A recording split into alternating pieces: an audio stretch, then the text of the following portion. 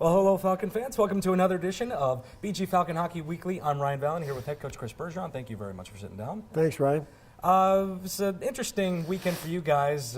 Eerily similar to the one that you had here in Bowling Green against Minnesota State. You ended up getting the split. Overall, what were your feelings for the weekend? Well, the feeling we have right now is based on the result Saturday, which we're happy about. I can tell you that my feeling on Friday wasn't great. We don't lose many games like that where it's basically over going into the third. And it's, you know, you're embarrassed, you want to do better. And then Saturday, you question in your own mind as a coach, okay, what are we going to get? You know, is Minnesota State smelling blood? Are they going to go real hard? Are we defeated? Because you really go back to work and you do what you normally do on a Saturday. We're not building a culture here, a foundation. We have a culture that we need to lean on, and that foundation is the people, and you put the trust in the people, and then the result. And you watch how our team played with the highs and lows of the game on Saturday, and the way our team just kind of kept pushing and got a great result. You feel good about that. So now you're a couple days away, and you can evaluate. And that's what it is. We didn't play very well Friday, and credit to our opponent, Minnesota State, who's a great team. And I thought we really handled the highs and lows on Saturday and the adversity that comes within the 60-minute game, and I think we got what we deserved, so I'm happy about that. In the specifics on the Friday game, you guys were 1 for 5 on the power play, 2 for 5 on the penalty kill. Special teams battle went towards Minnesota State for that game, and the goaltending especially.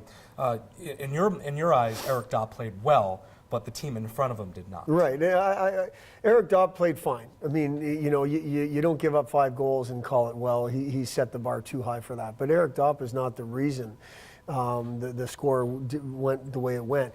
I thought the first little bit we started fine. I really did. I thought we potentially put the pressure on them, and maybe it created a power play opportunity too.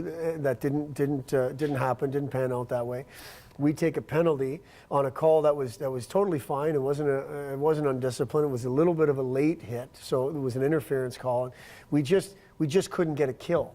And then you get 2-1, and then they get another power play. We just couldn't get a kill. At 3-1, it really seemed like we were defeated because it went 4-1, 5-1 pretty quickly. So I don't think we handled the highs and lows of the game on Friday very well, and it was primarily special teams. And then you look at Saturday, which was a bunch of special teams. I mean, they're 1 for 6, and we're 3 for 7. And I thought we handled the highs and lows much better. We got the kills that we needed. We got the power play goal when we needed it. And I thought we stayed pretty much true to who we say we are. Good call, good goal, bad goal. You know, it didn't matter. Our team just kept playing, which is something we want to be.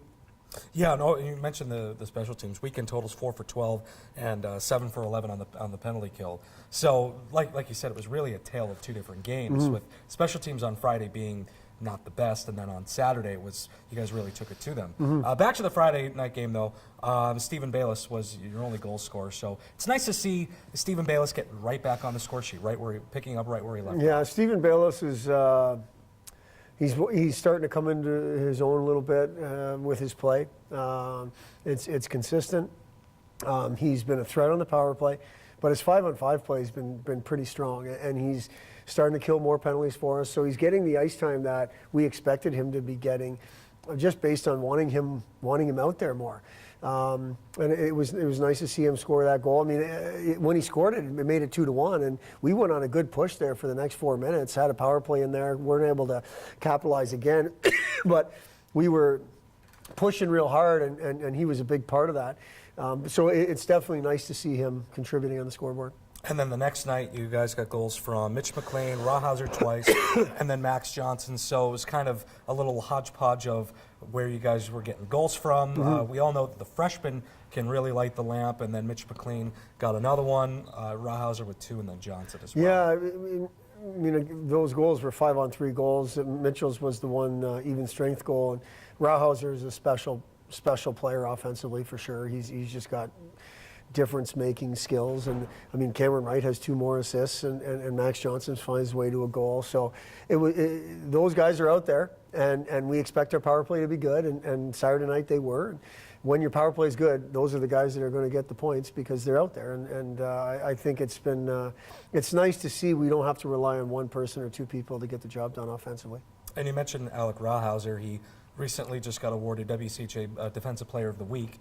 So once again, more Bowling Green players are making their way into weekly accolades in the Western Collegiate Hockey System. And I'm happy about that. I mean, you know, it's nice to see Alec get recognized. I mean, we joked with him today. He was probably the power play player of the week more so than the defensive player of the week. But anyway, that was more of a just me kind of jabbing him a little bit. But watching those goals back, I mean, they're just big time plays. That's what they are.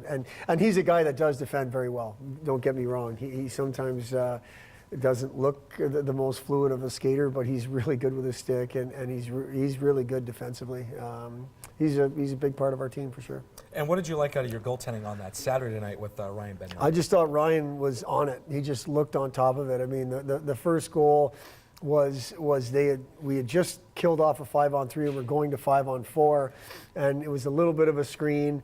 You know, it kind of went just over his pad on the short side, but I thought after that he was really strong, and he was good with his rebounds, and the ones he wasn't able to swallow up, he was able to cover.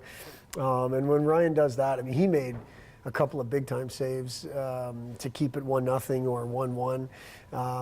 So our goaltending is proven to be pretty solid and pretty consistent, and I was happy for Ryan. I mean, last year in that building, we had won on Friday, and Ryan went in Saturday, and we had a good lead, and weren't able to hold it and ended up losing.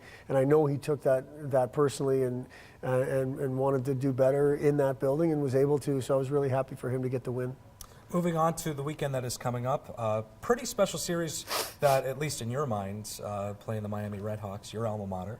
What can you speak to playing against your former team that you not only played for but also coached? Well, first of all, I think Bowling Green playing Miami in hockey is the way it's supposed to be. They've been playing each other for a long time, whether it be CCHA or non-conference now. So to have them on the schedule is special. I mean, we did do the 2 games there last year just based on scheduling, and then we'll do the 2 games here this year.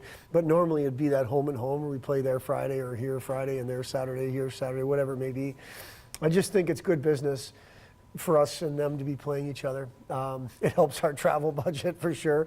It's geographically it makes sense, and competitively, hopefully, they feel it makes sense. I mean, we're trying to be a program like them in terms of the national picture, in terms of what people think outside our program. They've been in the conversation more than us, and we want to be in that same conversation. So I think from a lot of reasons, it's good to be playing them. Me personally, and Barry Schutte as well, we have ties there. We always will. We have friends there. I don't know the team as much now that I've been out of there for 8 years. I don't know the players as much, but I believe we know how they're going to play, and they'll look at it as a big non-conference series, just like we will. I mean, we don't play enough games really to take things for granted or take your foot off the gas or whatever. It's a little bit of a different time to be playing. In terms of in the middle of the first half. But if you look around the country, there are a lot of teams that play non-conference games during this time of year at Thanksgiving. So, you know, it should be fun. You know, I don't know the crowds will be without the students. Hopefully there'll be good crowds because of who we're playing. But it's a series that I've grown to really enjoy, and I hope it's a fun series for everyone involved. All right, thank you very much, Coach, for sitting down with me. Thanks for having me. And, of course, you can always catch the Friday and Saturday night games, Bowling Green versus the Miami Redhawks. I'll have you covered on the Falcon Radio Network. And, of course, thank you very much, Coach. And you can always follow Bowling Green Falcon Hockey on Twitter and Instagram with the handle @BG Falcon Hockey. And have a happy Thanksgiving, everyone.